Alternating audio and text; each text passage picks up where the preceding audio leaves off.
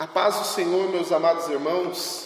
Vamos dar início aqui à nossa segunda aula da apostila de panorama bíblico. E hoje nós queremos falar um pouco sobre a formação da Bíblia, como aconteceu essa formação, quais são os livros que compreendem essa formação, algumas diferenças que nós vemos em algumas Bíblias.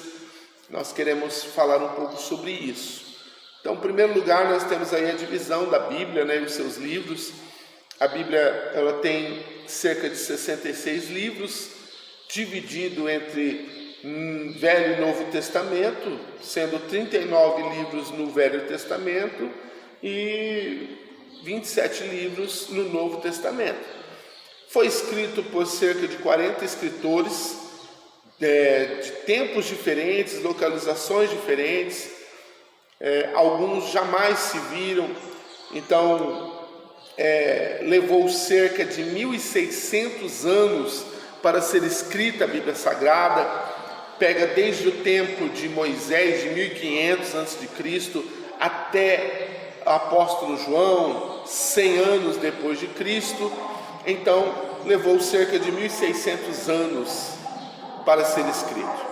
Havia alguns testes a quais esses livros eram submetidos, Isso que nós chamamos de cânon sagrado, porque dentro desses testes se faziam alguns questionamentos, algumas perguntas. Primeira pergunta que era feita: este livro ele revela autoridade? Ele vem da parte de Deus? Ele vem com o autêntico, assim diz o Senhor?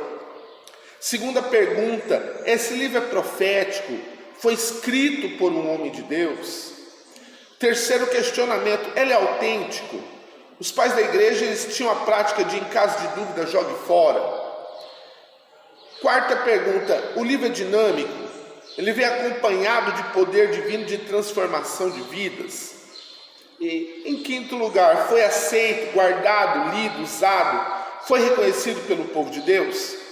Então veja que os apóstolos já tinham essas práticas quando se referia às cartas.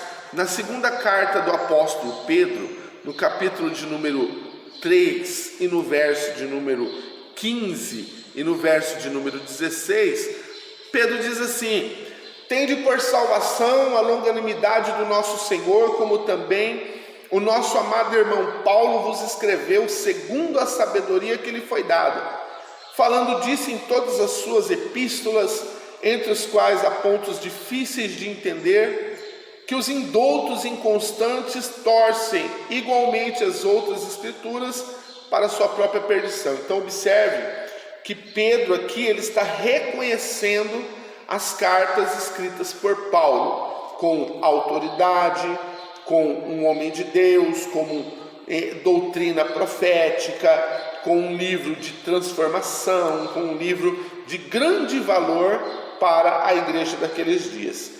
Então, mais ou menos dessa maneira eram estabelecidos para se formar o cânon sagrado, O cânon aceito do Velho Testamento, ele era mais ou menos assim: tem a lei, ou chamado no grego Pentateuco, conhecido por nós como Pentateuco, e no hebraico a Torá, que compreendiam 5 livros chamados Escritos de Moisés, ou a Lei Mosaica.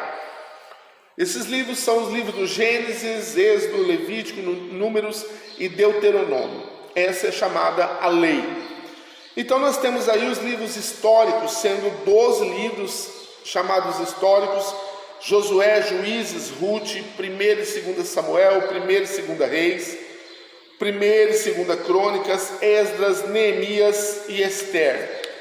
Esses são chamados livros históricos. Temos ainda livros poéticos, a saber, 5 livros. São eles o livro de Jó, o livro dos Salmos, Provérbios, Eclesiastes, Cantares de Salomão. E aí nós temos o livro dos profetas, dividido entre profetas maiores, e aqui preciso ressaltar que profeta maior não tem nada a ver com a essência do profeta, mas fala maior por conta do seu vasto ministério, e profetas